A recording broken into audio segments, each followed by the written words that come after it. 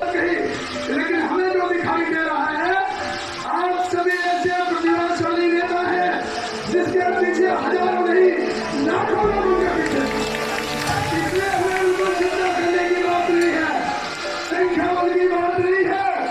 बात तो यह है कि प्रतिभाशाली लोग हम कितने जोड़ सकते हैं, ये बहुत महत्वपूर्ण बात। नमस्कार। और इसके लिए हमने आज फैसला किया है कि अगर हमारा काम होता है तो हम सरकार को वरदान देंगे, अगर काम नहीं होता है तो हम सरकार को श्राप देंगे जो हम फलित भी करके देंगे। कि हमारे कमांडर अशोक रावत जी और वीरेंद्र सिंह राजावत जी और अन्य पेंशनधारकों ने भी सभा को संबोधित किया। साथ ही में वहां पर नारेबाजी भी की गई। EPS 95 पेंशनधारकों की पेंशन बढ़ाओ और जो EPS 95 पेंशनधारकों का काम करेगा वही देश पर राज करेगा। इस प्रकार के जो कि आंदोलन में जो कि और प्रकार की बड़ी सूचना भी वहां पर सुनाई दी। साथ ही में EPS 95 पेंशनधारकों ने EPS 95 पेंशन बढ़ोतरी के लिए किस प्रकार की क्या क्या कार्य करने चाहिए इसके बारे में भी वीरेंद्र सिंह राजावत जी ने बात की। चले जानते हैं क्या बोले वीरेंद्र सिंह राजावत जी इस बड़ी रिपोर्ट के माध्यम से। लेकिन हमें जो दिखाई दे रहा है, आप सभी ऐसे प्रतिभाशाली नेता हैं जिसके पीछे हजारों नहीं लाखों लोग उनके पीछे, इसलिए हमें उनको चिंता करने की बात नहीं है, संख्या बल की बात नहीं है।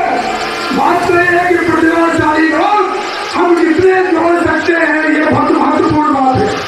तीसरी बात, आप में से ऐसे कौन से प्रतिभाशाली हैं जो संगठन को आगे बढ़ा सकते हैं, ऊंचा उठा सकते हैं, उन हीरो को ढूंढ निकालने के लिए भी हमारे उनको ढूंढा हमने निकाला है, एक बड़ी लिस्ट में निकाली है। ऐसे कौन से नेता हैं उनको भी हम ढूंढने के लिए आए हैं और आपको ये संदेश देने के लिए आए हैं। ध्यान सुनिए, हमको ये संदेश आपकी सभा के माध्यम से योगी जी की सरकार को देना है कि हमारा काम करवाइए तो हम सहयोग करेंगे और नहीं करवाया तो विधानसभा के उपचुनाव है, आपको पता है उत्तर प्रदेश में है, इसलिए माननीय कमांडर को उत्तर प्रदेश में आए हैं कि 10 से 11 विधानसभा चुनाव में अगर आपको हमारा सहयोग चाहिए तो हमारा काम करवाइए। और कौन संदेश देने वाले हैं आपको, तो क्या संदेश है, आपने चिंता मत कीजिए कि महाराष्ट्र में इलेक्शन होने वाले हैं, आचार संहिता लक्ष्मी है, आचार संहिता से आपके काम का कोई संबंध नहीं है। ध्यान से हमारी बात को, उससे कोई संबंध नहीं है। हमारा काम माननीय प्रधानमंत्री जी कैबिनेट की मीटिंग लेके भी ले सकते हैं, उसका निर्णय ले सकते हैं।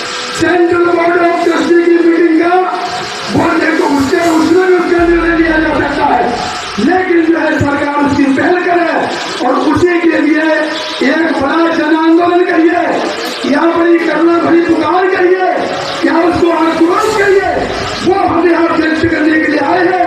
इस पवित्र भूमि से वो संदेश योगी जी के पास में जाए, इनका काम करवाइए, तभी आपको सहयोग मिलेगा, अन्यथा आपको पता उसका उत्तर आपके पास में हम मन से नहीं देंगे। इस बात को ध्यान रखिए, हम दो दिन दिए और आपको स्पष्ट करें कि हमारा काम अभी तक क्यों नहीं हुआ। ध्यान सुनिए, सबसे मूल कारण ये था, सबसे मूल कारण ये था कि जितने भी श्रमिक संगठन हैं ये अलग अलग डिमांड कर रहे थे, सरकार के पास में अलग अलग डिमांड कर रहे थे।